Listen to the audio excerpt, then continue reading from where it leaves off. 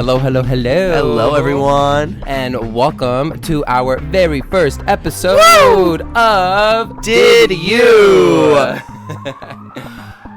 And I'd like to so graciously introduce our special guest, Josh Prosecco. Yes, folks, we have a bottle of Prosecco to celebrate the very first episode. Woo, woo, woo, woo, woo. Cheers. And we are your host, Emmanuel Diaz. And Victor Carlos. Let's start off by talking about how we're feeling. Ooh, I am tired today. Yes, sir. You have had a long day. Long day. We are recording on a Saturday, and I had to work on a Saturday. And let me tell you, I am tired. Yes. I was there for emotional support. Yes, thank you so much. You're very welcome. Appreciate it. Of course. How are you feeling? I'm good. I've had a good day. Yes. Yes, you waited for me. You had a good day. But now we are here, and now we are doing what we love, and that is talking to you guys. Absolutely. And talking to each other. I'm because so excited. honestly, we've gone like basically a week of like not really talking like normally. Yeah, it's very weird for us.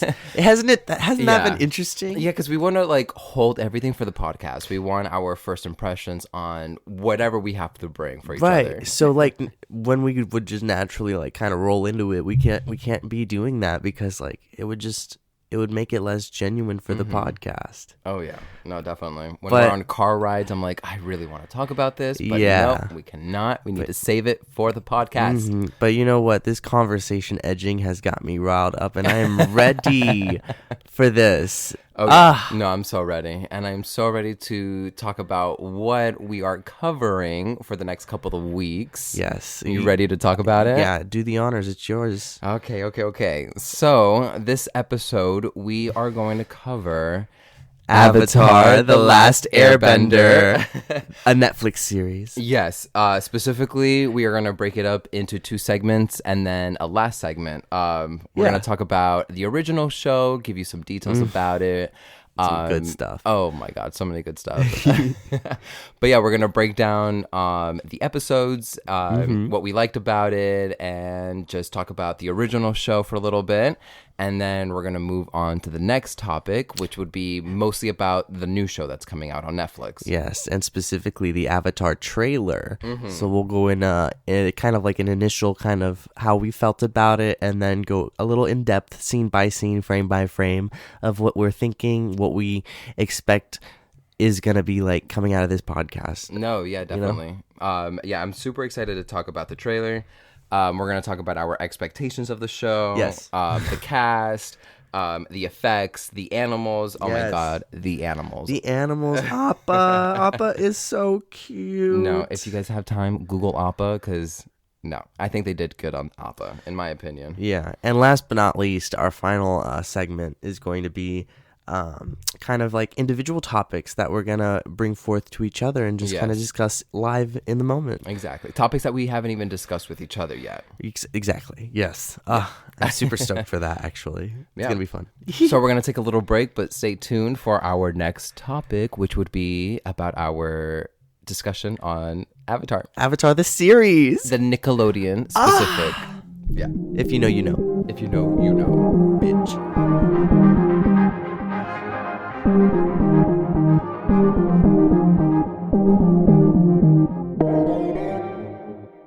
And welcome back, everybody. Welcome, everyone. And let's just jump right into it. So this segment, we are going to talk about the Nickelodeon original series, Avatar: The Last Airbender. We're going to talk about season 1, or as they called it, book 1. Yes, book 1, Water. It originally aired in 2005, and the series ended in 2008.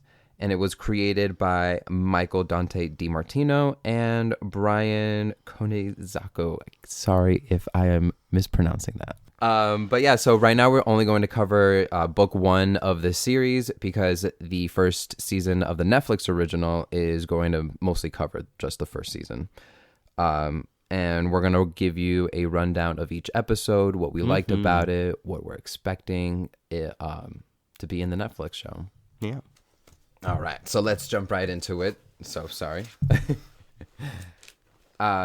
So episode 1 of season 1, we have The Boy in the Iceberg. Yes. So my theory for that one, I think that's going to be also the title of the first episode of the series of Netflix. I agree, yeah. Because, I mean, it's pretty iconic, you know? That's a pretty iconic title. Mm-hmm.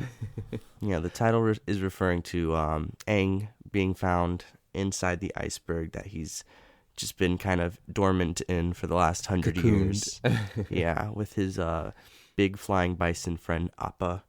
I'm also thinking, because in the first episode of the Nickelodeon episode, they basically had Katara narrate the whole title sequence because, you know, later on the title sequence gets shorter.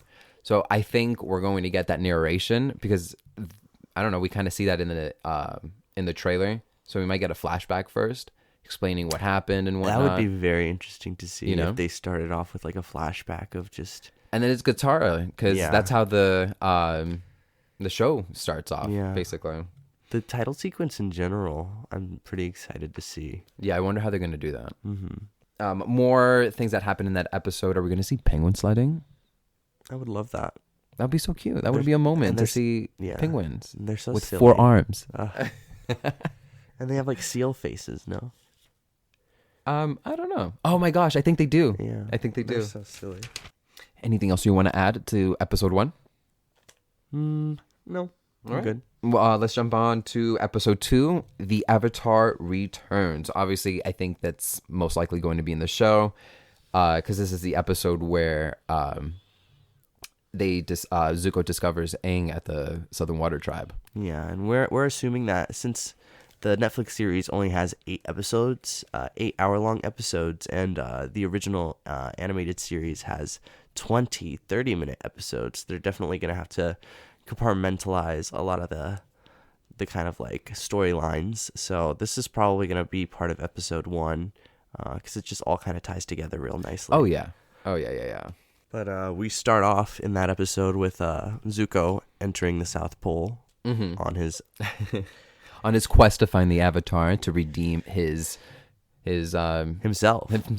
Yeah, to be able to go back to the Fire Nation. Yeah, Zuko has been banished for some things that you'd see further down in the season, but we know that it's serious because he's not allowed to set foot in the Fire Nation. He is the prince of the Fire Nation, and he got banned from his own kingdom. Yep, by his dad, by his own father, by his daddy. Do you want to add more to episode 2? I mean, there's a lot of good scenes of Appa flying on Appa's back in the clouds. That's nice.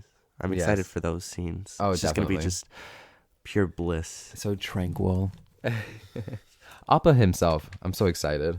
Yeah. Moving on to episode 3, the Southern Air Temple. This is when Aang finally returns to his home after being gone for 100 years. And he sees that it's all in ruins. Nobody's left. Yeah. It's pretty sad. Yeah, he discovers I'm gonna butcher the name again, but Mount Gyatso. Yeah, he finds his essentially his bones just like laying there. You know, it's so sad. Yeah. And then he gets angry, goes into the Avatar state, and that's the first time that we see him glow up. Yeah. Well, no, actually, second time because we see the first time when he awakens. Well, and then when he saves Katara. So it's his third time. Yeah, it's his third time. Great. But we also get flashbacks of a simpler time. Aang living in the Southern Air Temple 100 years prior. And we see baby flying bisons. Yeah. We see baby Appa. It's so good. I'm just the flashbacks of like the air nomads just living in peace and the room harmony. Of statues that we get to see like of the previous avatars. It's gonna be sick. Oh, it's gonna be so awesome to see. I think they're gonna essentially like stick to like, you know, main points of the Netflix series. I know we'll talk about this later down the road, but obviously they changed some things. Yeah. But I feel like they're going to capture that moment pretty well. I agree. And then we jump into episode 4, The Warriors of Kyoshi. But right before episode 3, we get to meet Momo. Oh, that's right. They find Momo, and he's our final friend that joins the Aang gang. The Aang gang. Oh, yeah. The Aang. He is Aang gang. a little flying lemur, if you guys don't know. So now we're going to jump into season 1, episode 4, The Warriors of Kyoshi. Here we see them flying into Kyoshi Island. In the Nickelodeon series, Aang wants to go to this island to specifically ride the elephant koi fish, which are huge koi fish just in the sea, majestically. We meet the Kyoshi warriors, and we learn of the previous avatar prior to Roku, who is an earthbender named Kyoshi. Oh, yeah. And then Sokka's interaction with the Kyoshi warriors themselves. Yeah. He is in disbelief that a group of women defeated him because he is sexist in the show. But you know Yes. what? That is okay, because that is character development, folks. Exactly. Everybody needs a flaw. Every character needs a flaw that they can kind of defeat or overcome and just... Yeah, and the Warriors of Kyoshi, they beat his ass. Oh, yeah. For those of you that don't know, I mean, we might as well just mention it. It's not spoiling. No, I mean, but in the new Netflix series, they're no longer gonna make him like kind of sexist. So like, that was like his main flaw, and it was what made him like just so human. And like, oh gosh, it's just so upsetting because you need it, or else like, what are we actually doing? You know? Yeah. No, it's definitely You need to teach kids. It was a character flaw for him that Exactly. he eventually overcame. You know? They use it. They practically use him as an example of like how not to be, and like how to kind of overcome that as a person if you are just innately fucking sexist. Yeah. No, yeah. Anything else you want to add to this episode? No. Cool. Well, we can jump into episode 5, The King of Omashu. Very fun episode. Very, very fun episode. So our friends, I don't know if we've named them all at once. So we have Aang the Airbender. He's also the Avatar. Yes. We have Katara and Sokka. They are two members of the Southern Water Tribe. Yes. Brother Katara and is sister. Katara is a waterbender. Sokka is not. Yes. So he has no types of like powers, no bending ability. And Katara is the only waterbender in the Southern Water Tribe. Yes, very important. Also, Sokka is basically a genius, but a genius with issues. Well, he becomes a genius. He's a little doofus in the beginning. I mean, Clumsy. they're all kids, so they're all like doofuses. Yes. Honestly. Like. But yes, episode 5, The King of Omashu. The gang finds themselves going to the city of Omashu because Aang remembers memories of his past where he has a friend in the city of Omashu, and they basically essentially like ride down on these big earth carts, like down big slides that are delivery systems. Omashu is ruled by earthbenders. It's part of the Earth Nation. And their main source of like kind of mail transportation is these like essentially slides that just run through the city. It's a very improved delivery system in the city. It's very efficient, but Aang used to use it as a slide with his friend. His friend Boomy. Yes, back 100 years ago. Yes, So it's just something that like kind of triggers him and makes him like be kind of just he has to revisit Omashu. You know exactly. And this is the first episode where we see the cabbages merchant. Oh yes. Oh yeah. My cabbages. If you don't know, my cabbages.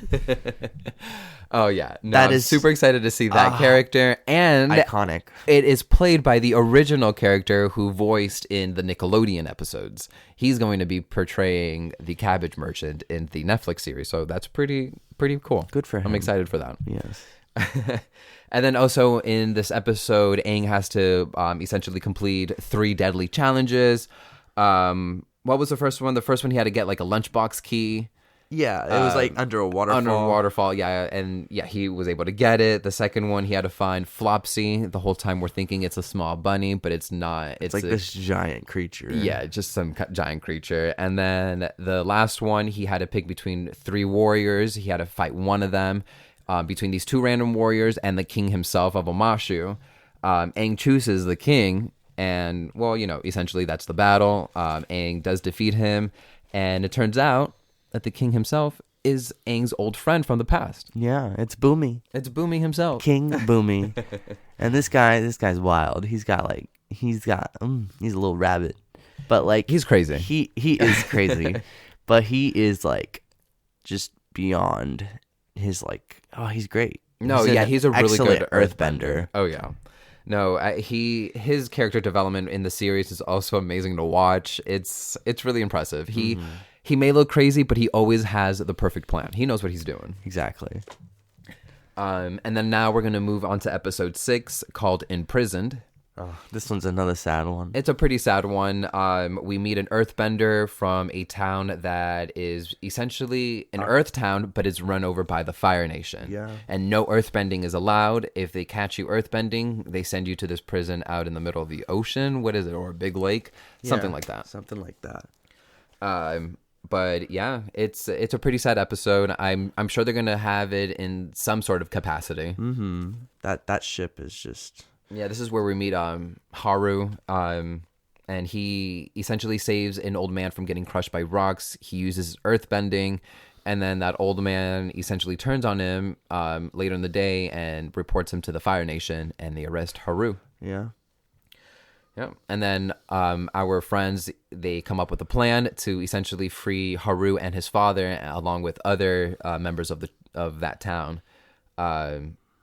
They essentially overrun the prison, and they were able to escape. Mm-hmm. And throughout the series, each prison is specific to like the bending style. So like for the earth bending prison, it's on a fully metallic ship in the middle of the ocean, so that like there's no like earth to kind of bend. And like as we go through the series, like they have different types of prisons for different types of bending, and you can kind of just think about that, imagine that for yourselves. No, yeah. Like for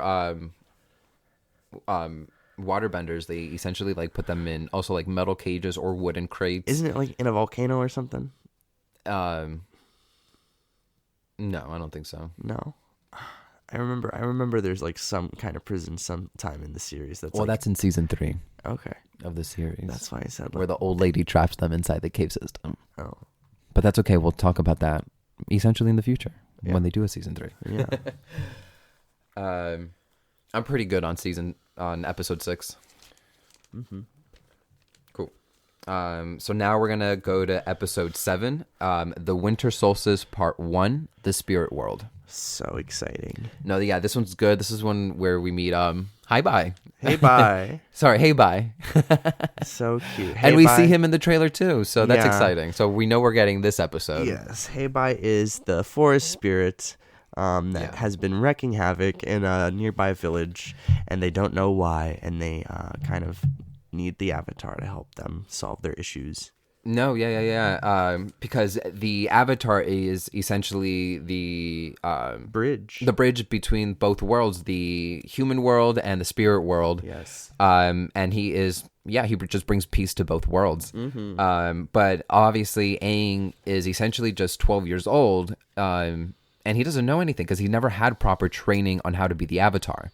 So he doesn't know what to do. And I think this episode is very important because we get to see more development of how important it is to be the Avatar and him realizing the responsibilities that he has, you know? We also get to meet Avatar Roku's spirit animal. Oh my God, his dragon. Yeah, no, I'm so excited. Aang.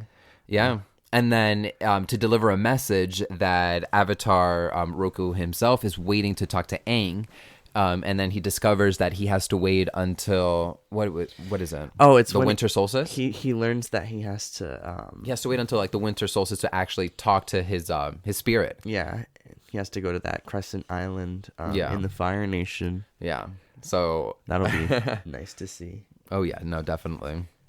So essentially, the episode ends with Aang just being able to solve the problem because nearby there was a forest that was burned down by the Fire Nation themselves. So with the help of the villagers, they promised to basically like help restore the forest. Yeah. And then now we're going to jump into episode 8, which is part 2 of the winter solstice. Avatar Roku. So this is where they travel to the Fire Nation to a specific island called Crescent Island, you said, right? I don't know if that's specific name. That's just what I refer to it as because it's... Yeah. That's funny. But yes, he travels to an island in the Fire Nation to talk to Avatar Roku, which is almost the winter solstice, which is the only time he can actually talk to him during the solstice. So they travel to this island while also being chased by Zuko. This whole series is he's always being chased by Zuko. Yeah.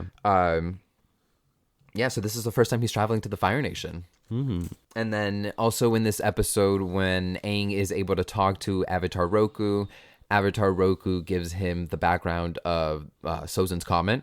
Yes. So essentially, Aang needs to defeat the Fire Lord before Sozin's Comet returns. And the last time he came around was 100 years ago when he was gone. Yeah, that's what the Fire Nation used to take over the world, essentially. Yeah. And it's been 100 years. It's still a war. It's the longest war they've ever experienced.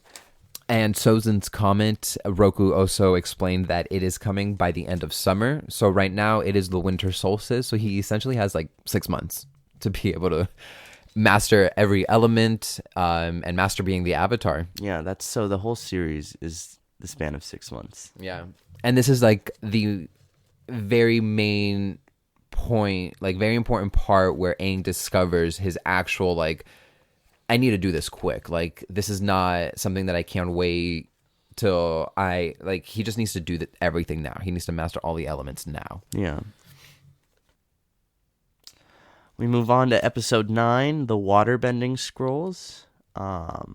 We open at a waterfall. Aang's first attempt at waterbending, really. Katara's trying to train him. And I think he ends up doing a little, like, pretty good. And yeah, a little bit better than Katara. And she's kind of jealous because she's like, what the fuck? Like, I've been doing this for 8 years or something. Yeah. It's just, before Aang ran away from home and trapped himself in the iceberg, he was really good at airbending. And essentially, airbending has the same kind of flow to waterbending. So that's why he was able to pick it up quick. And Katara never really had a master. She had to always teach herself. Yeah. Aang had Monk Yatsu, and apparently he was like really good, at airbending. Yeah. But still really funny to see Katara's flaw where she is hot-tempered and she's also very jealous, and it's a lot of just wanting to be better, wanting to be the best of it all, which is also a great thing to have because, I mean, she does become the greatest waterbender. Yeah. Our group goes into a pirate ship that's docked in a city that they're traveling through, and they find this water scroll, and Katara just really wants it. Yeah, because she's like, oh, this is actual like instructions, like this could just take me to the next level. Yeah, and what does she do? She ends up stealing the scroll from the pirates. Good. I mean, good for her, because like, well, yeah, good for her, but now the pirates are chasing after them. Yeah, but I mean, it ends up working out in the end eventually. We also, I think it's the first mention of the lotus tile with Uncle Iroh. Yeah. And further down the series, we'll see that if you know, you know. Yeah, if you know, you know. What the lotus tiles mean when you're playing that specific game. Yeah, I forgot what the name was. It's okay. It's okay. We'll add it later. And now we're going to jump into episode 10, Jet. So this is our midway point through the first season. We're definitely going to get some version of this episode because we do see Jet in the trailer. Yeah. I'm really excited to see his interaction with the characters in the Netflix show. I just want to see how they're going to take that route. If they're going to be true to the Nickelodeon version of it. Yeah. So Jet is he is how would you describe Jet? He's just kind of like an anti-hero. an anti-hero that lives in the vigilante. forest. A vigilante. That's a great word. Living in the forest with a group of his friends. Like a bunch of tree houses. Yeah. So just treetop kind of world. It's like a village up in the trees, just run by kids. Like literally probably 16 and younger. Yeah. And so they go around infiltrating Fire Nation camps, stuff like that to just like mess around with the Fire Nation. And there is a nearby town that is a Fire Nation town. Well, yes. So they're always trying to find ways to like mess around with the town. Mm-hmm. But at the beginning, you think Jet is like what he's doing is like, oh, honorable and noble and heroic. Yeah. Like you get that sense of it, and Katara is like falling for him, and so is Aang, like because he is very charismatic, don't get me wrong. Right. But as the episode kind of progresses, you realize that they're basically planning to blow up a dam to flood the town and like and Sokka since the minute he met Jet, he always had his reservations against Jet. Mm-hmm. And Sokka finds out about the plan. Jet basically essentially captures him, so he's not able to tell Katara or Aang. But yeah, so the dam does explode, and the town does get flooded and like destroyed by the big tsunami that comes from the dam. Mm-hmm. But luckily, I forget what happens. But luckily, Sokka does alert the townspeople. In time. He was able to run away from Jet's minions. I don't know what else to call them, but he runs away from them, and he's able to alert the town, and the town does leave before it gets flooded. Yeah. So we go on to episode 11, The Great Divide. So you think that this episode's just going to be completely I think scrapped, it's skippable. Huh? Yeah, no, I think it's skippable.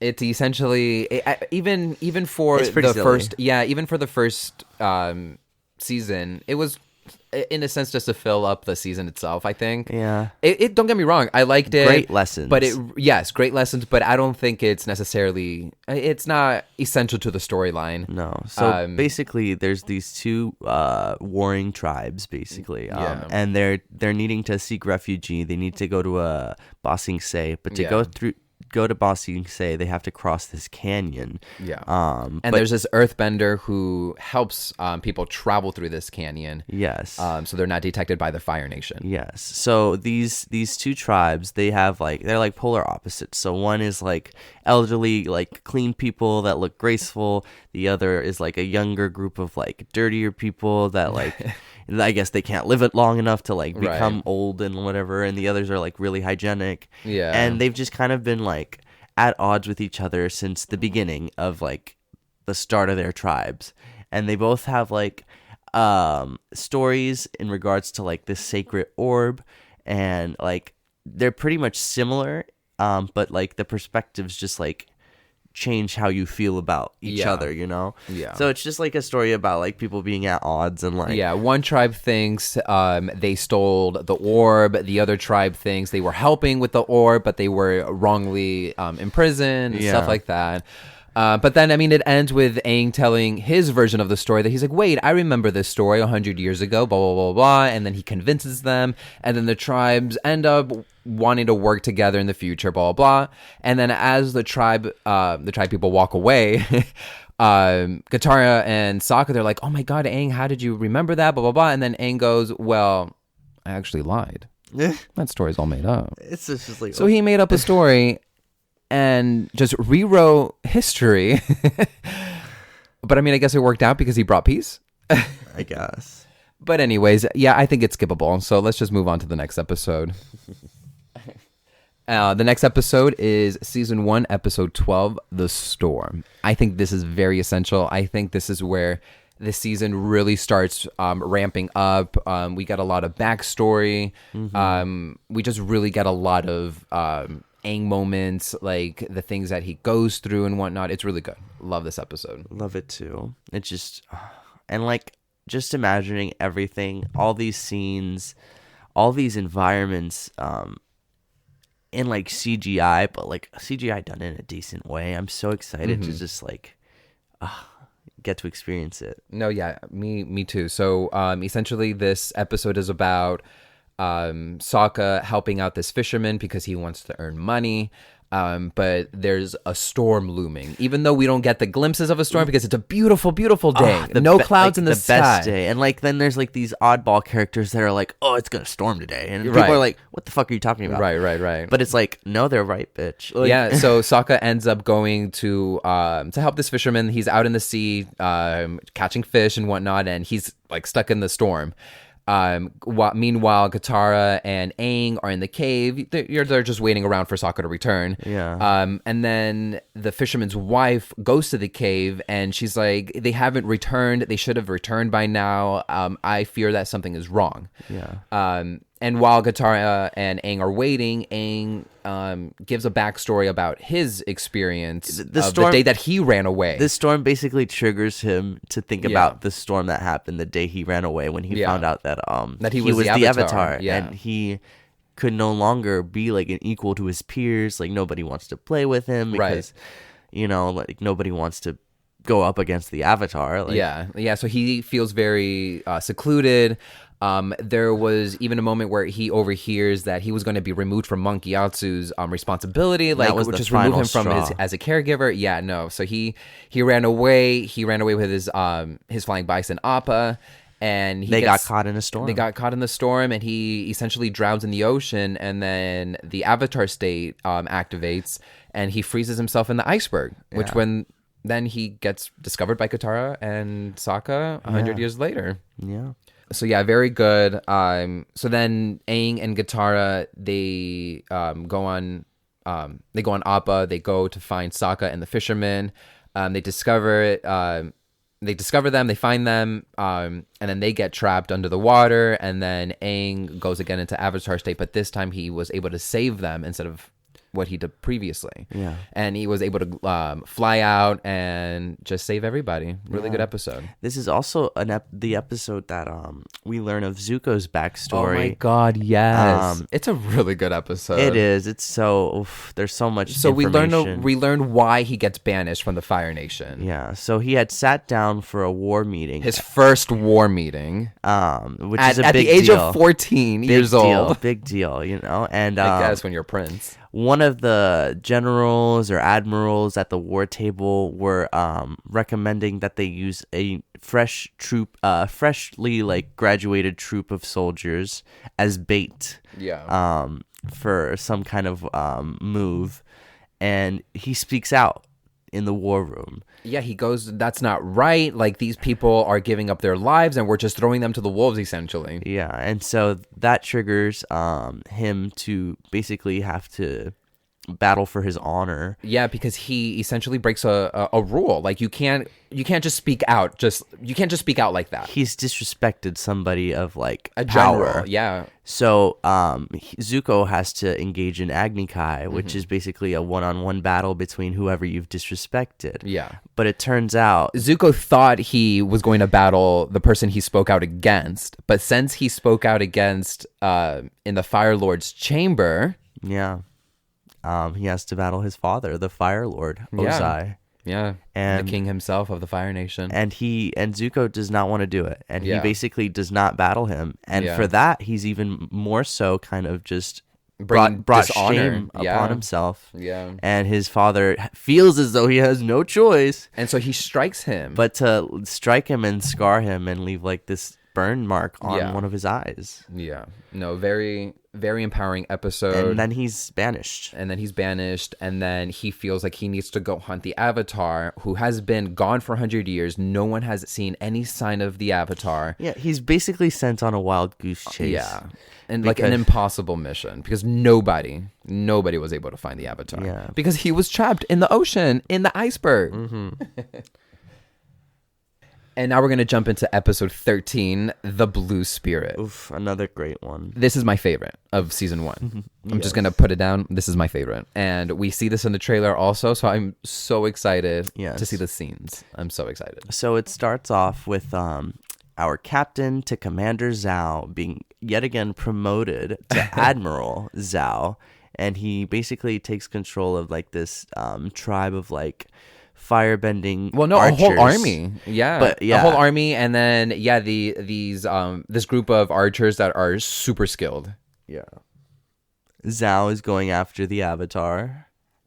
Yeah, just like the whole Fire Nation is going after the Avatar because Yeah. now the Avatar the world knows that the Avatar has returned. Yeah. By this point. So now the Fire Nation is definitely on the hunt for the Avatar. Yeah. Sokka and Katara kind of fall ill. Yeah. And Aang basically has to go on a quest to find some kind of remedy. He stumbles upon this herbalist. Yeah. Like an earthbending herbalist, and she basically tells him, you have to find these frozen toads In this swamp.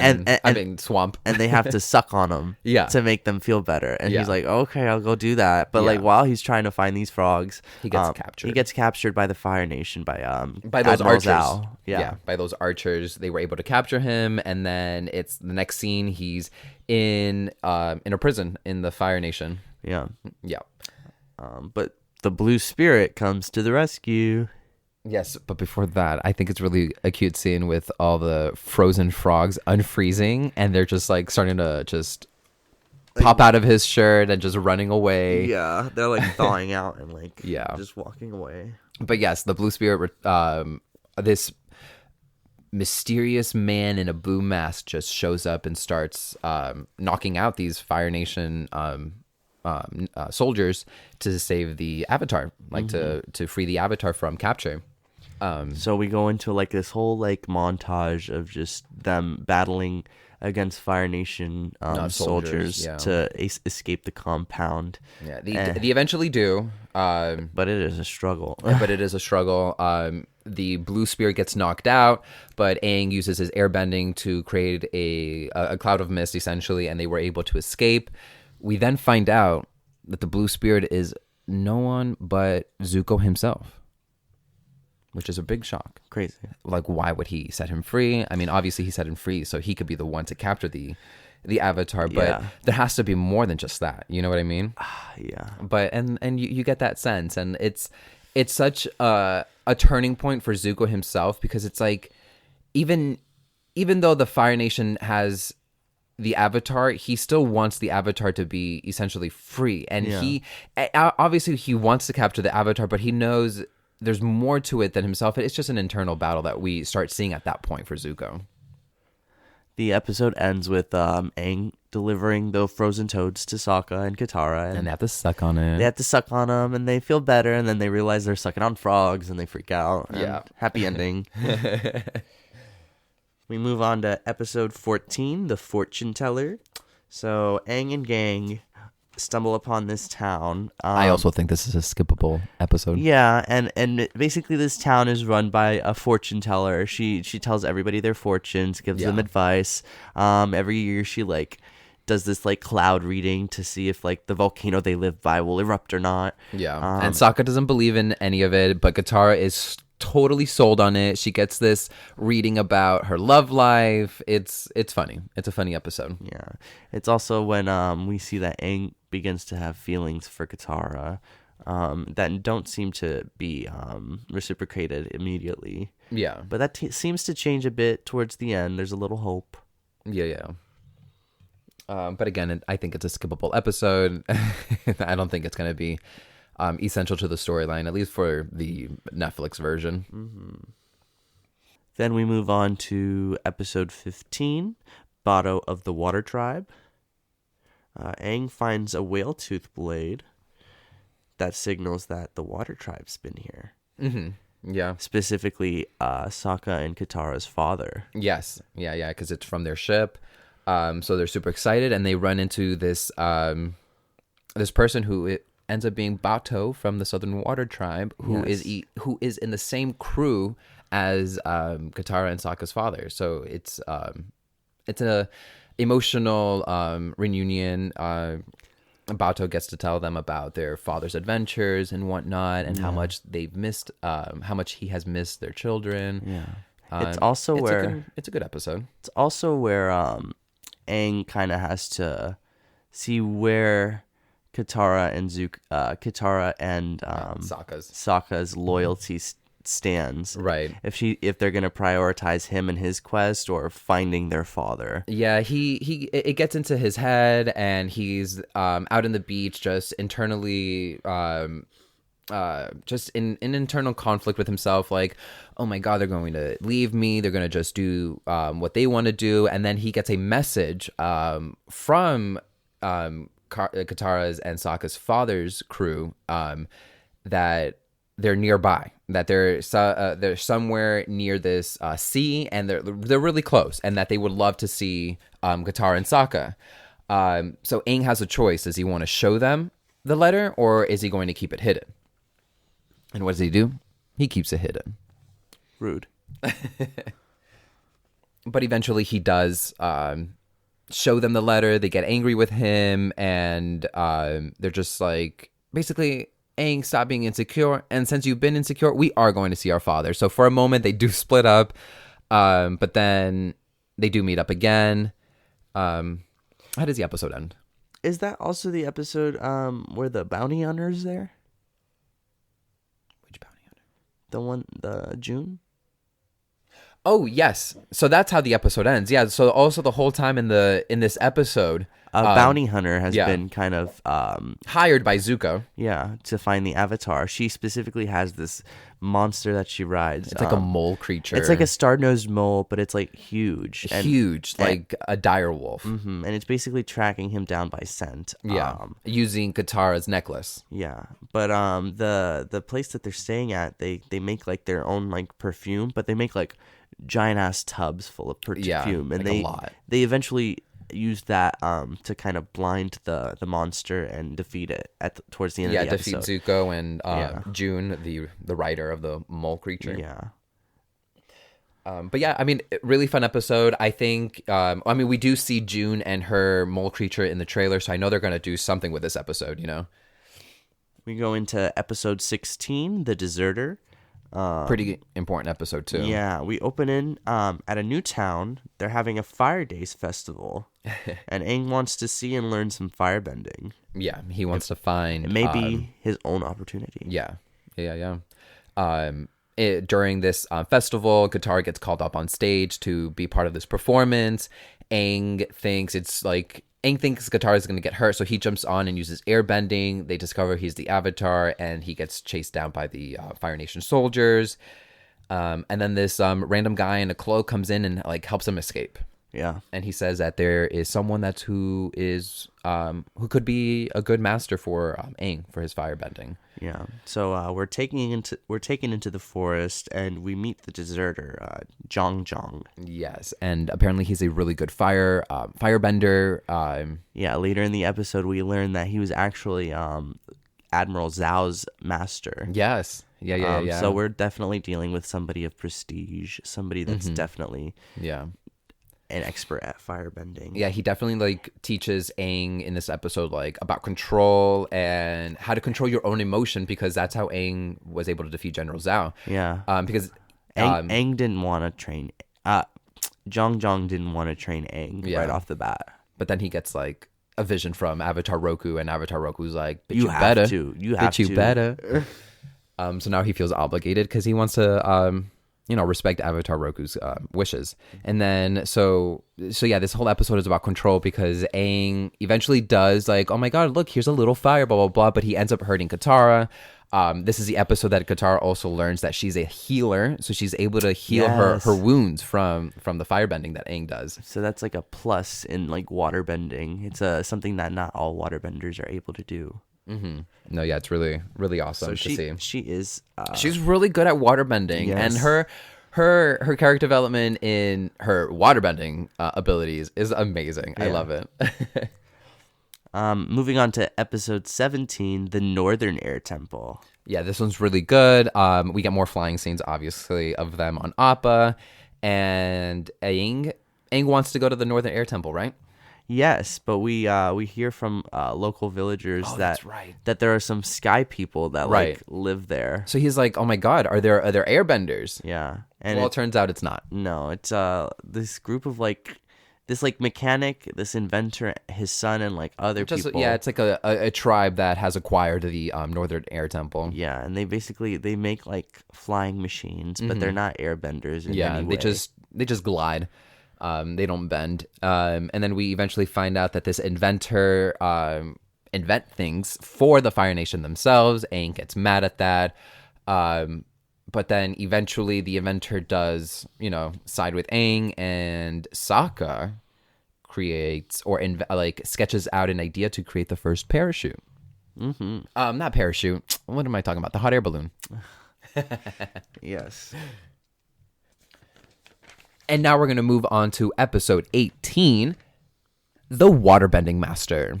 So this episode starts off with Aang and his gang just reaching the Northern Water Tribe, but they're like, I think we're lost. Does it even exist? Like, they're just wandering around. They can't find it at all. Yeah, but then they're basically ambushed by Water Tribe people. Yes. And they take them back to the Northern Water Tribe. And it's stark difference from the Southern Water Tribe. Yeah, so the Southern Water Tribe is just some small village, and then this one is a grand city, basically caved into the glacier itself. Yeah. So we meet Master Paku, who is the waterbending master, and he decides that he's going to train Aang on how to waterbend. Yes. Katara would also like to join, but it seems as though our friend is a misogynist by tradition. Yes, there's a tradition in the Water Tribe culture themselves that the women mostly focus on healing while the men do the waterbending and fighting. Completely out of date, even for the time that this episode takes place. Like, it's just outdated. There's women fighters in every other nation. So this is also when Sokka meets Princess Yui, and their relationship starts to kind of blossom. Yeah, they start like flirting at the at this big dinner that the Water Tribe do they call him like a king or the chief? I don't know. But he does like this big dinner and he hosts the Avatar and his friends at the dinner party, and that's where Sokka meets the princess. And she kind of feels reluctant because she is betrothed to another. I guess we can also just combine this with the next couple of episodes, episode 19 and 20. Yeah, let's move on to...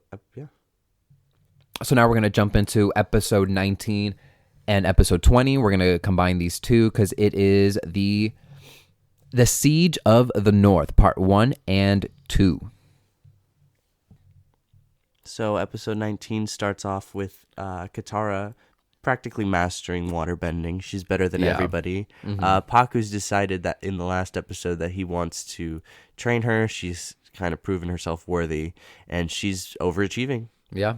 The previous episode, they battle, and Katara loses, but then he realizes that the necklace that Katara had belonged to his lover, who ends up being Katara's grandma. So then he does promise to teach her. So Princess Yui kind of sets boundaries with Sokka, and they cut off their little relationship. She is destined to be married. So he just decides he's going to join the draft because we figure out that the Fire Nation is sending a fleet of ships to the Northern Yeah, they're Water essentially Tribe. outside their doors. Yeah. At this point. It's raining like black ash, black snow. Snut. And I think that's what he called it. what? Snoot. Snoot. I don't know. Snoot. Yeah. Snoot. Snoot. A combination of suit and snow. Snoot. We get a little backstory into the spirits of the moon and the ocean. They're driving forces in the Northern Water Tribe. Yes. And they basically Control the ocean and the moon. Yeah, like they're their spirits. It's just these two koi fish in the pond. One's black, one's white, and they just swim around there, and they're the spirits essentially. General Zhao, well, Admiral Zhao now, he has this plan to to essentially kill one of the fishes, specifically the moonfish, because it's a full moon that night, which is really dumb on his part. Why would he attack the water tribe on a full moon? Well, because the water tribe, they're so powerful during the full moon. Yeah. So basically, if the moon spirit is killed, the water tribe does not have any ability to bend. Yeah. And he does succeed. He kills the moon spirit. But Aang is traveling through the spirit world trying to find them. Yeah. Prior to save them. He runs into one of my favorite characters of all time, Ko, the face stealer. Oh my god, of the many faces. Such a it's like a centipede with many faces. Yeah. Very creepy. I wonder if they'll have that creature. Oh, for sure. Absolutely. And then also while Aang is in the spirit world, he does get captured by Zuko.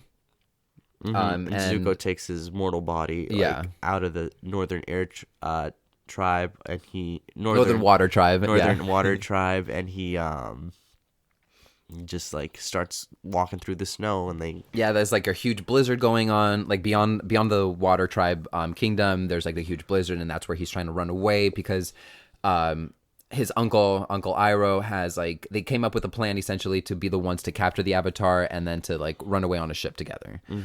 But then Zuko does eventually get captured by Katara and Sokka, and they want to leave him there, but Aang is like, no, let's bring him back. I want to save him essentially because Zuko saved him in the Fire Nation prison.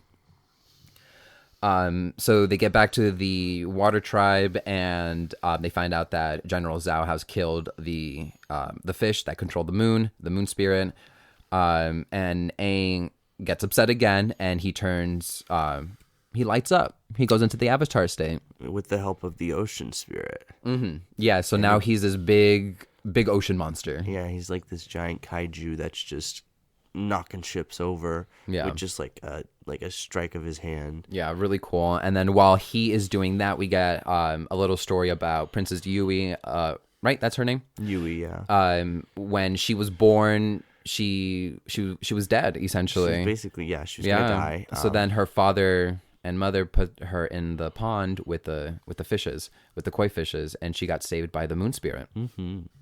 So now that we find out that she is connected to the moon spirit, she gives up her own life to save the fish that saved her life, ultimately. So Princess Yui dies, but she becomes the moon spirit. She does. She essentially becomes the new moon spirit, and she everybody gains their ability to waterbend again. And like her dad says after the fact that like she was basically destined for this, which is sad, but it's like it is what it is. Yeah. And I think he's by himself because I don't think we ever meet the mom. I think mom died a long time ago too. Probably during childbirth. I was about to say I think she died during the childbirth. Yeah. But really, really emotional scene, honestly. And that's how the series, the first season ends. They're like, well, now we have to go and save the world. We have to go find other masters now that they've mastered waterbending. Well, not Aang yet. Katara at least mastered waterbending, but now she can be Aang's master because now she's really good at it. And now some tribe members of the Northern Water Tribe are traveling to the Southern Water Tribe to grow that tribe again, have waterbenders in that tribe, help them protect themselves from the Fire Nation. So it's really exciting. And the waterbending master is going back to Katara's grandma too. So there you go, a little love story down there. Yeah. A great closing to the book 1, Water. Yes, it was really, really nice. Love this season. And that's all we have for season 1 of Nickelodeon's original series, Avatar: The Last Airbender. So stay tuned after the break for when we talk about Netflix original series, Avatar: The Last Airbender.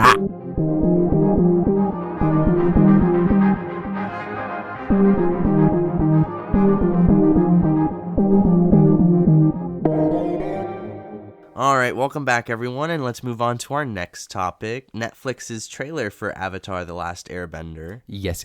Super excited for the remaking of Avatar: The Last Airbender. Yeah, did you guys watch it? Did you? We'll see. Well, it's not out yet. The trailer. Oh, the trailer. Yes, the trailer.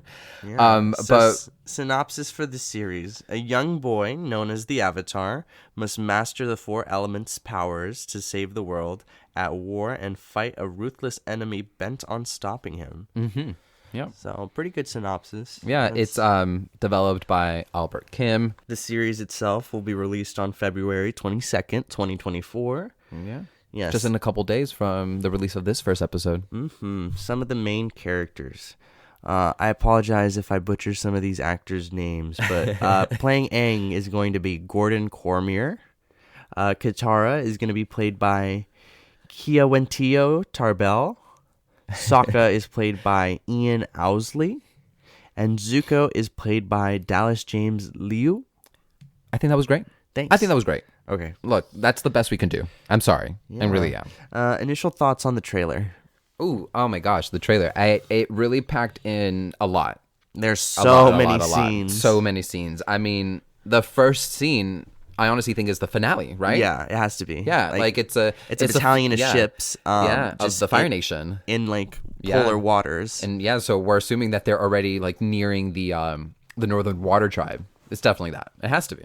Mm-hmm. Or maybe it's just another flashback story, but I doubt it. Yeah. So I thought it was a pretty vibrant trailer. Like there's a lot of color. Like and, definitely, and pretty definitely. Which I feel is like true to the original. Yeah, it does have a CGI gloss over it. Yes. But hopefully that's just the trailer. That's just I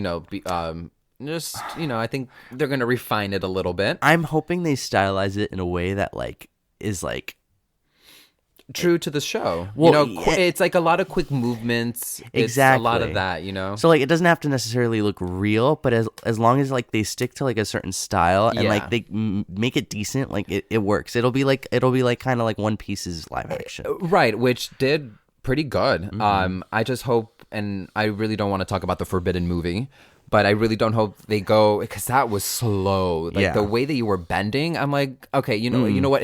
It's faster to learn how to sword fight than to bend. Like no, it was not good. Anyways, beyond. I'm thinking the series is PG-13, right? Like it's no, I don't think we're gonna get like gory, like arms being cut off. Could you imagine? Oh man. The bending looks pretty good, like you said. Yeah, from the trailer, it does pretty. It looks pretty good. Yeah. There are questionable clips that I've seen on Instagram of the CGI, especially with King Boomy. But earthbending don't look so hot. I mean, in that specific clip, but it is intention. It was intentional to be like slow motion, but it doesn't. We'll see. We'll see. Yeah. The world, like the scale of the world, it's just everything looks so grand. It does look a lot bigger than what the movie was. Yeah. It looks just surreal, honestly.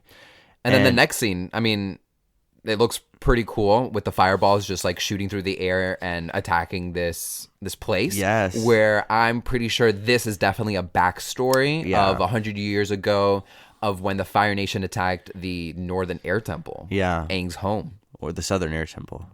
Oh my god, yeah, sorry. The Southern Air Temple, Aang's home. Yeah. After he ran away. Yeah, even if this is going to be PG-13, I think it's going to be super intense. Like super intense. It just looks like, because there's that scene where the fire with a soldier is like, I'm pretty sure that he's fighting Monk Gyatso at that point. Yeah, and it basically looks like he burns him to death. Yeah, while he's like airbending at the same time, so he is trying to like defend himself, but it does look pretty brutal. Yeah. Moving on to the next scene in the trailer, Aang is awakened by Katara and Sokka. We see the explosion of the iceberg and like the big huge beam. Yeah, we move on to really cool. A random city port. Looks great. Yeah. And then we arrive at the Southern Air Temple. We also get a look at Fire Lord Ozai and Azula. Oh, that's right. Yeah, really good. Another shot with just Aang, Katara, and Sokka. Mm-hmm. We see those ostrich horses. Oh my god, those ostrich horses! Ambushed by a carriage. Yeah, like a branch falls as it's burning, and then that's when we get the shot of Zuko too. Mm-hmm. Really good shots. Really good shots. Yeah. So far. Yeah, it moves on to Aang and his friends arriving in the ruins of the Southern Air Temple. Yeah. It feels heavy. It does feel heavy. I mean, it was a pretty heavy episode. It's where Aang, again, like he discovers Monk Gyatso's bones. Yeah. We move on to a shot of Kyoshi Island from the them air. Flying. Yeah, them flying to the island. So nice. I really hope we get to see the elephant koi fish. We're gonna see the elephant hope so. koi. And then that big serpent. Do you think we're gonna get that big serpent? I don't That's a lot of know. CGI. That is a lot of CGI. They might just cut that out. Yeah. Yeah. You got Aang acting like a fool on a wind ball. Yeah. Showing off, and he runs into a statue. In front of the little kids of the village. And then we see Zuko's ship at one of the poles, probably the southern pole. Yeah. We get our first look at Iroh. Mm-hmm. Uncle Iroh. And his firebending. Yeah. Yeah, really cool. Yeah. And then we move on to a scene of Zuko and Ozai in the Agni Kai. I can only presume it's that. Yeah, it has to be that. Yeah, and like you kind of see when the Fire Lord strikes at Zuko. Mm-hmm. Yeah, it's gonna be pretty intense. Yeah, we get like a nice palate cleanser. Aang's hugging Appa. Yeah, very endearing. Yeah. We get some words of encouragement from Sokka. We get our first look at Momo jumping on his head. This is where we get like a montage of creatures too. Yeah. We get June's creature, the smeller of smells, as I like to call it. We get a shot of Aang gliding. Yeah. And then we get to see Heibai, the forest spirit. Yeah, before he... In his rage mode. Yeah, his rage mode. I wonder if we're going to see his climber mode. I mean, obviously we will, but I'm so excited to see. I know, a giant panda boy. A giant panda. We move on to Aang airbending. Very nice. Yeah. We see our captain to commander to Admiral Zhao. And then we see some fighting scenes on Kyoshi Island. Yep. Mm-hmm. And then we see the city of Omashu. Yeah, and gliding. And then we see the ramps that we talked about earlier in the episode. The with the big the rock, and stuff, the rock crates, and we're gonna see some rock sliding on those delivery systems. We then move on to the Blue Spirit saving Aang from the Fire Nation imprisonment. I am so excited. I know it's gonna be very exciting. Yeah, and then we get a shot of King Boomy. We get to see a little glimpse of him. The makeup is questionable, but I'm excited. Just make him crazy. I just hope he's like cuckoo for super crazy. It'll distract us from the makeup. Yeah.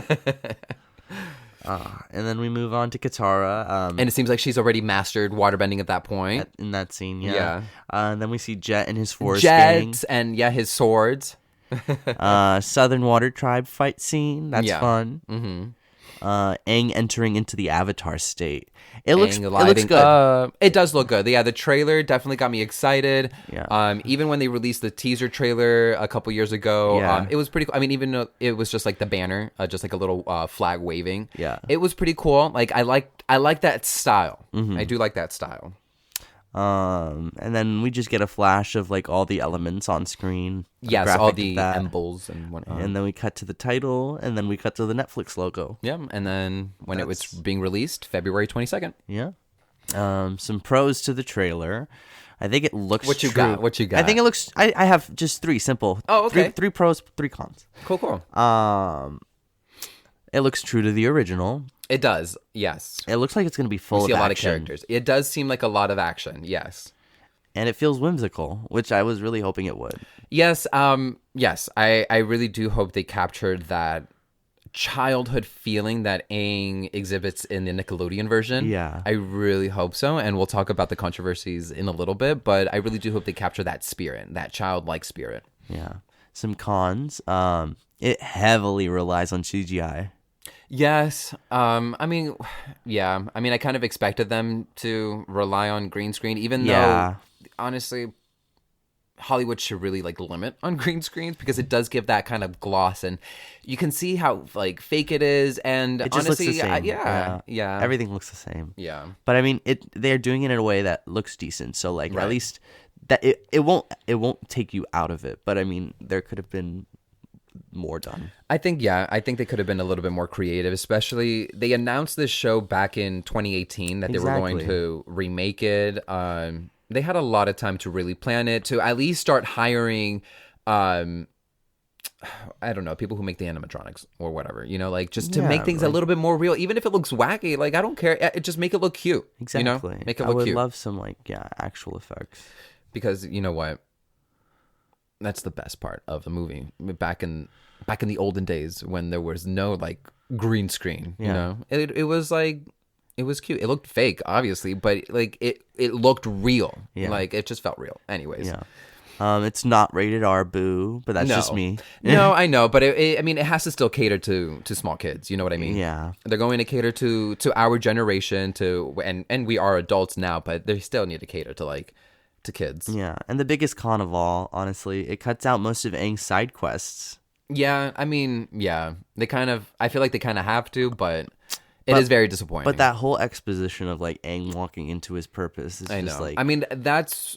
where the formula for Netflix is like kind of wrong in my opinion. Like, you can't just limit you can't limit every story to just 8 episodes. You know what I mean? Like, there's been so many good Netflix shows that could have been more than just 8 episodes. To really tell a good story. Sometimes you do just need 8 episodes. Sometimes you just need 3 episodes to tell a story. Sometimes you just need a movie to tell a story. Mm-hmm. But yeah, no, the formula should change based on series, because every story is different and they don't fit in one formula. So now we're going to talk about some news relating to the Netflix series and some controversies pertaining to that. Yes. So when the show was first announced back in 2018, the original creators from the Nickelodeon series, they were signed on as to be the executive producer. They were going to be the showrunner. They were going to develop the show itself. A couple years later, in 2020, the year of just pandemonium, really, a lot went to shit in that year. The creators, they left the show. They left the Netflix show because of creative differences. They felt like they weren't being heard. They weren't being heard. They weren't being respected. They were told that they were going to give in full control, essentially, and that wasn't the case. That wasn't the case. Netflix wanted to take it to a different path, and they didn't really like it, so they left. But you know what? They also announced some new projects coming out starting in 2025, so that's next year, new projects of the Avatar created by them, and it's going to be in Paramount Plus. And you better know that we're going to cover that next year. Yeah, that's going to be exciting. But yes, back to the Netflix though. So yeah, it is very disappointing that they did leave. I was really looking forward to them working with Netflix, because Netflix does do good shows, but I don't know. It is very disappointing that they had to leave because of that. Yeah. And this is their baby. I would leave too if I wasn't being heard. You know, if they weren't hearing me, I would leave too. But they said themselves that it was a really hard decision to make to leave the show. But yeah, it's a bummer. Some of the controversies that are out about the Netflix show, the developer Albert Kim has come out and said that there are some changes to the show, obviously as we expected, but they're the kind of changes where we feel does affect the overall atmosphere of the show, the mood, the story it tells itself. Like we mentioned earlier, they're taking away Sokka's sexism. Obviously, yes, sexism is horrible. Nobody should be that way. However, this it was a great character development for this character, because that was his flaw. His flaw is thinking that men run the world, that he's better than any warrior, and women shouldn't be warrior. But he meets so many women in this series that are badass, that can fight for themselves, fend for themselves, and his perspective changes, and that's something that we do need in this culture. We do need it. We do need it in this society. People need to be taught. Because people acting foolish. Exactly. And like seeing the Nickelodeon version as a little kid, because I was in 5th grade when this. That set me right? It set me right. I mean, don't get me wrong. I was never like that anyways, even in 5th grade. But it made sure that I never would. It made sure that what Sokka's doing is he's a dumbass. Exactly. Don't follow that lead. Exactly. Yeah. So it is kind of sad that they're going to take that flaw for him, but I do have high hopes. I'll see where they're taking it. I'll see what his flaw is in the Netflix show and whatnot. Yeah, we'll keep an open mind, but it's definitely something to keep on our radar. Exactly. Another controversy relating to the show is, and we kind of like touched upon it earlier, they're taking away a lot of the side quests that Aang wants to do because he is still a kid. He's only 12 years old, even though he was trapped in the iceberg for 100 years. Yeah. He's essentially 112 years old, but he's still 12 years old. He got frozen in that state. He's not gonna. He was never getting older. Yeah. So He he's was still a running kid. away. Yeah. The moment he. 12 years old. Can you imagine running away at 12 years old and then freezing yourself in an iceberg for 100 years and then waking up and being like, oh shit, because of me, the world has gone to shit? Damn. But I mean, honestly, if he stayed at the Southern Air Temple, he would have died. Yeah, So he it would have was been destiny captured. for him to be trapped in that iceberg for 100 years and for Katara and Sokka to find him. Yeah. But yeah, they're taking away his side quest because again, he went to the island of Kyoshi to ride the elephant koi fish. I don't think we're gonna have that because of what Albert Kim said. He said that he is giving Aang a purpose from Right off the bat. Essentially from the first episode. He's like, I think he gets some kind of vision. Really? Yeah, that he gets some kind of vision in the first episode. And he's like, I need to. There's a purpose why we're visiting these places. Yeah. So there's a reason why we're going to the island of Kyoshi.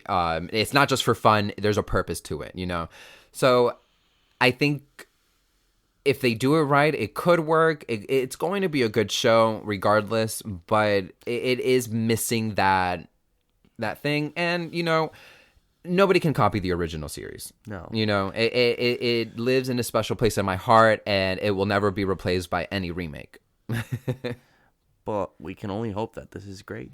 It's going to be good. No, it's going to be good. It's just, will it be the Nickelodeon version? Probably not. Probably not. But It'll be very similar. hopefully. Like similar characters, everything, but just the aspect, the mood, the atmosphere is going to feel a little different in the beginning, I feel like. Another thing that Albert Kim has said that has ruffled some feathers from the fans of Avatar is that he is streamlining this show, obviously. But he referenced and compared this show and wanting to make this show feel like Game of Thrones. Yes. Yeah. So that did not sit well with a lot of people, with a lot of fans. It didn't really sit right with me. Like I get the attention of wanting to make it mainstream, of it catering to more than just the original fan base. But it's like, that's your bread and butter. Like, But that is your bread and you butter. Got, like, Yeah. there's such a strong fan base for a reason. And it's Game like, of Thrones is its own thing. We Exactly. shouldn't take up that formula because it worked for Game of Thrones. It doesn't mean it's going to work for Avatar. Right. And also, Game of Thrones was like gory. Yeah. And like, the only thing they could take from Game of explicit. Thrones is how expanded it is, because the world of Avatar is huge. You know, it's huge. So in that aspect, yes, go make it in that sense. Make it very big, make the world big. But in other parts, no. It shouldn't feel so serious like Game of Thrones. It shouldn't, because the show itself was like uplifting. It felt like Exactly. it made you feel good. And if Yeah. this doesn't leave you in that sense of a feel good, like Right. that's not what the creators initially wanted when they made the Nickelodeon version. right. Like, what the feeling that I would get from like every episode from the Nickelodeon version was like, even though like you may be The situation in a is difficult, dire. even though the situation is dire, you're in a difficult situation. There's still like things in your day to day that like can make just living worth it. Yeah. And it's Yeah. finding like the experiences and relationships in your Yeah, the day-to-day life. friendship, yeah. Exactly. That make it all worth it, and Yeah. ultimately make you like kind of exceed in your goals. Yeah. Yeah, no. The storytelling in the Nickelodeon show is so good. I'm hoping like you still get like a similar feeling in the Netflix series, Right. and that it's not just always like Right. drab, like Right. we need to do this, Right, It's and- so serious, Right. Yeah, I hope it isn't, because again, it's only 8 episodes, so I hope it doesn't feel so fast-paced. Like, oh, we're jumping here, we're jumping there, we're jumping there, and like each place has to be a purpose. Like, I hope there is that filler episode where we can just like sit Take it down easy. and like take a breath, you know? I don't mind the action scenes. Give me the action scenes, but there has Please. to be like a good pace to it. I hope there's so many like flashbacks, and that they're like long flashbacks of like the the air temples and just like I want to see the baby flying bisons. Good old days. Yeah. They even have like the bison. Don't they have like a bison like sports game or something in the air? It's like air polo or something. Yeah, but it wasn't with bisons. Oh. It was just them flying around on their gliders. But I mean, I think we pretty much covered the news for the Netflix. If we left some things out, whatever. Yeah. We're at the end of the day, we're excited for their version, and we're excited to see how they take it, what path they take this show. Yeah, yes. All right, stay tuned. After the break, we're going to jump into our next segment. Our last segment of the podcast. Yeah. Oh no. All right, stay tuned.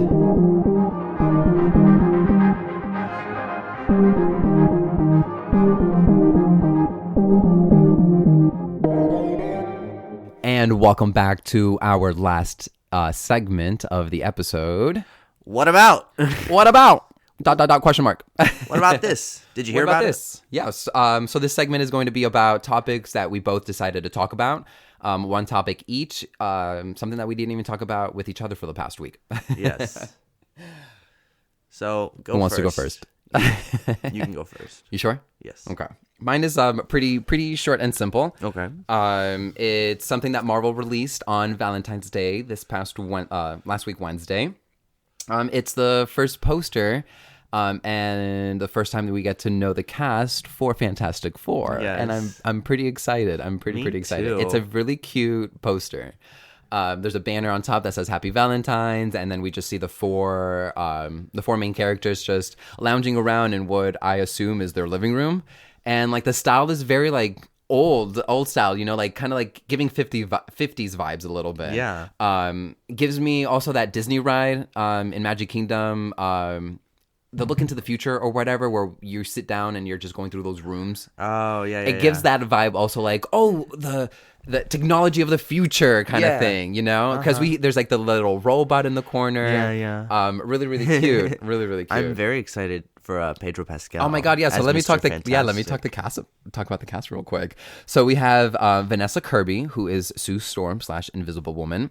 Then we got the most handsome Pedro Pascal, who is going to be played by he's going to play Reed Richards, Mr. Fantastic. And then we have, and sorry if I'm butchering this name, but we have Ebon Moss-Bachrach, who is playing Ben Grimm, also known as The Thing. And we have Joseph Quinn, who is playing Johnny Storm, also known as the Human Torch. And we know Joseph Quinn from the last season of Stranger Things. He was, what was his name? I don't know. He was the guitarist at the end that dies. Oh my god, I can't remember. Really great character though. So I'm excited to see his version of the Human Torch, because he is supposed to be like, the Human Torch is supposed to be some like, oh, I'm hotshot, like jockey. Yeah, jockey. Like, oh, I know everything. I'm good at everything. Oh, women love me. Kind of attitude. So I'm excited to see his portrayal of that. And then Vanessa Kirby, I'm so excited for her. We've seen her in the Mission Impossible movies. Yes. Also the other movie, A Piece of a Woman. Really good. So we know she has the acting chops, but does she have the superhero chops? We'll see. I don't know, but I'm really excited for her.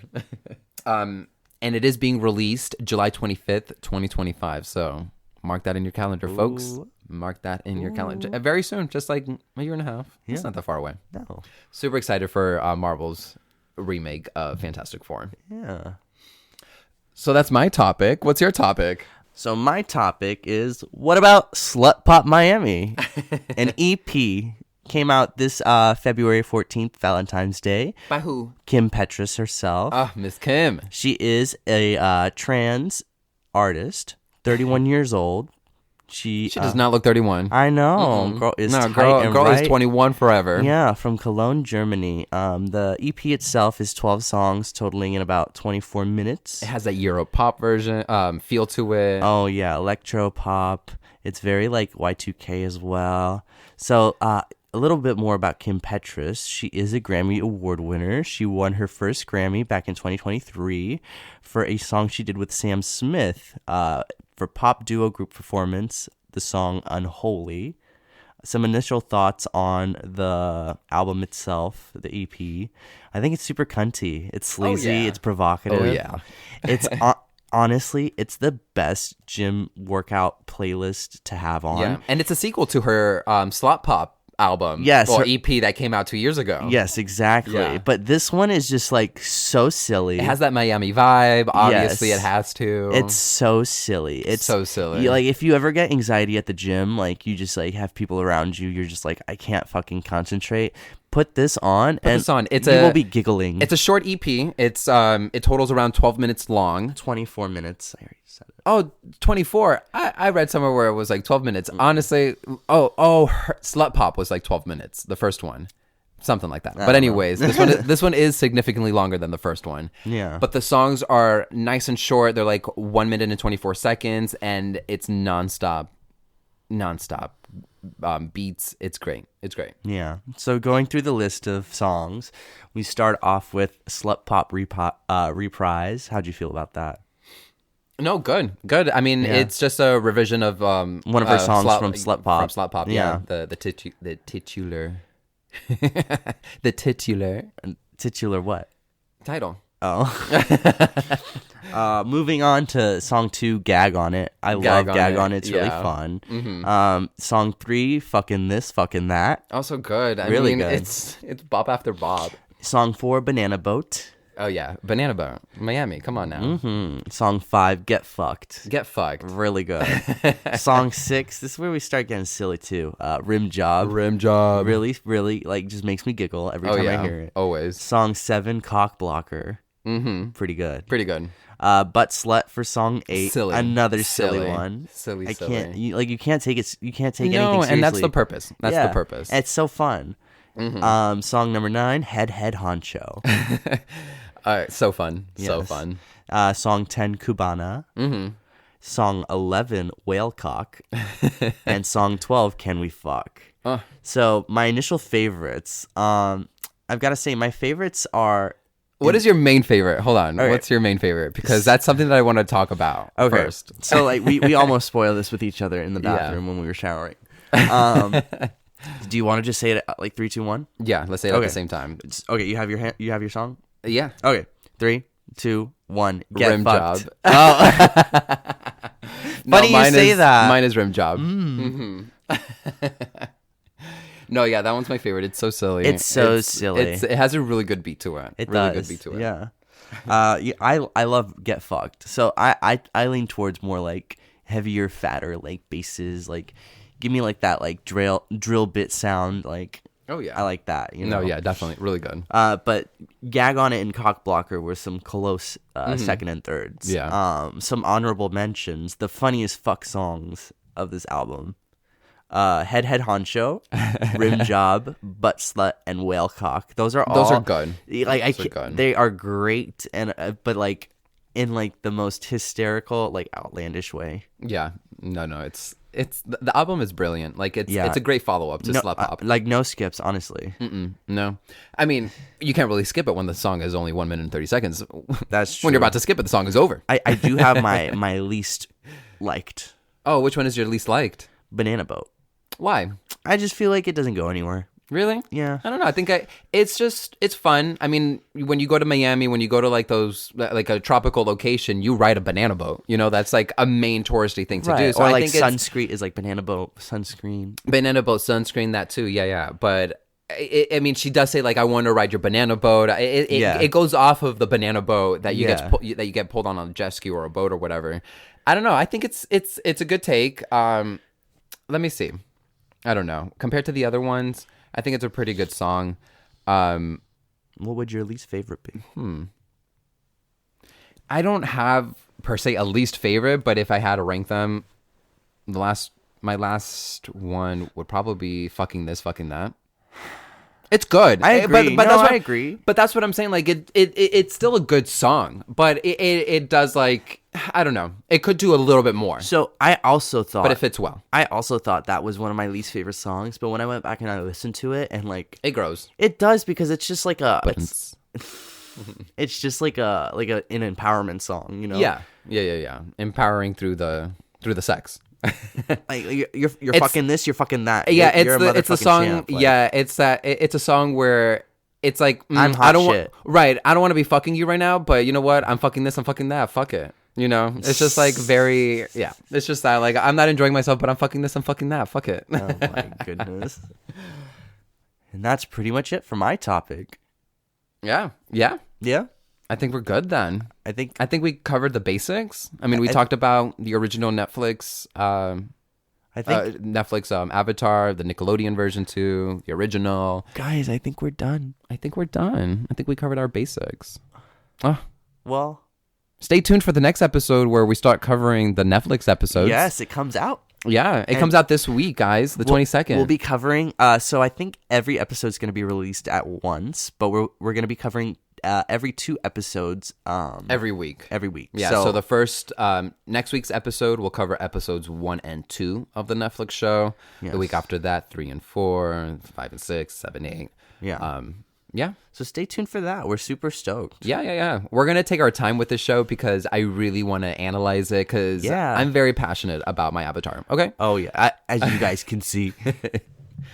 But yes, stay tuned. Yeah. Thank you guys so much for listening. Yes. And remember, everything is wonderful. Everything is wonderful. Love ya. Bye. Bye. Bum, bum, ba-da-ba-bum, bum, bum, bum.